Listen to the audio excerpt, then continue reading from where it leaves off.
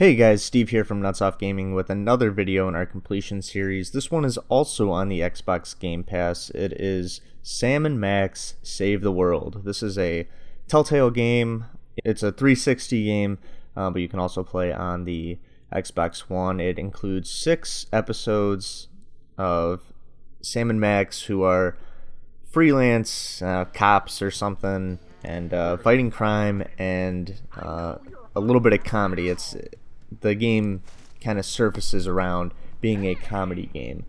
I thought it was honestly not very clear or easy to progress through the story. A lot of figuring out to do compared to the other Telltale games. So I think it's a little bit more difficult or time consuming to do things on your own. Luckily, there are a lot of good written guides out there. Honestly, that's what I wound up doing. I tried figuring it out for a little bit, and once I found a good written guide, I just followed that, and it made things a lot easier. Conversely, though, if you're following a written guide, you're not really getting the true comedy or entertainment value that you would if you're trying to figure it out, because you're only doing the necessary things to progress through the story and not necessarily getting all the entertainment value that the game provides.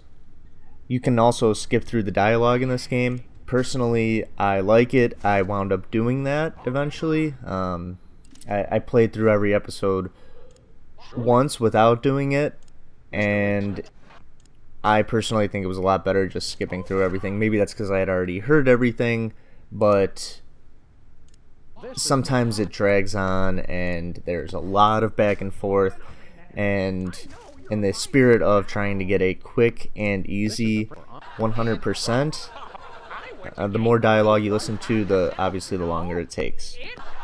Overall, I would say the jokes were okay in the game, but I wouldn't be concerned with skipping through the dialogue, because it's not like there were any real hard hitters or anything like that. It was mostly witty one-liners. So if you're looking for a real quick and easy 100%, I'd say go ahead and just find a good written guide and skip through all the dialogue. If you're trying to get some entertainment value out of this, that's fine if you want to listen to all the dialogue too. It's not a bad story.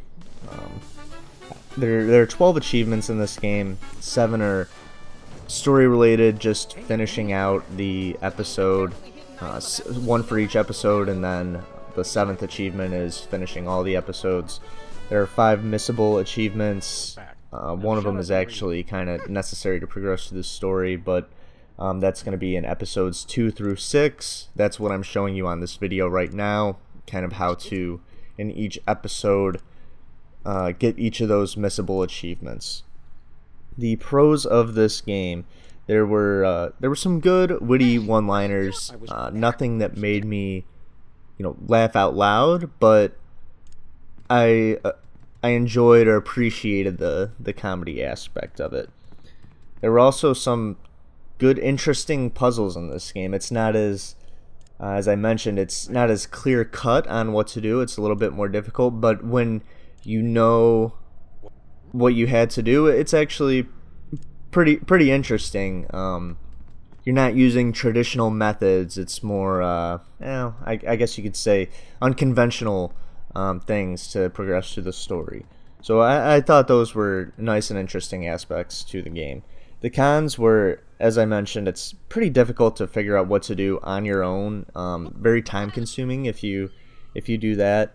Also, I thought the jokes and dialogue were okay, but sometimes it really went on and I got bored playing the game. It did not leave me wanting more. I'll say that.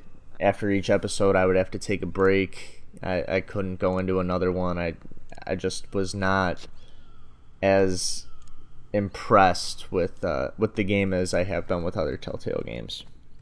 As far as timing goes, I would say if you're using a good written guide that tells you exactly what you need to do, and you're skipping the dialogue, you can have this all 12 achievements, and I'd say about 3 hours, right around there.